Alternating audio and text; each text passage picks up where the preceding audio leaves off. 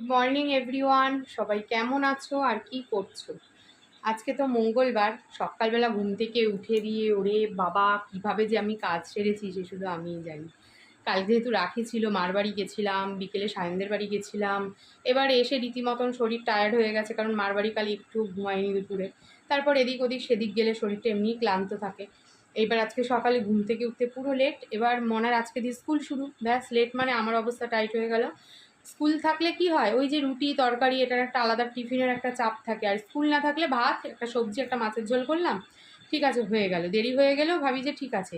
কিন্তু না, আজকে তো মনার স্কুল শুরু হচ্ছে, তো টিফিনও বানাতে হবে। পুরো একদম রান্নাবান্না শেষ করতে করতে আমার বেজে গেছে পুরোপুরি 7:30। আর পড়তেও চলে এসছে, তাই কোনো কাজ সারতে পারিনি। আজকে বাসি ঘর মোছা দিয়ে শুরু করে সিঙ্কের বাসন মোটামুটি সবই পড়ে রয়েছে। জামা কাপড় কটা কেচে নিয়েছিলাম, যে যদি বৃষ্টি আসে জল না ঝরলে পরে তো ওইগুলোর আবার ঘরের মধ্যেই মেলে দিতে হবে, এই জন্য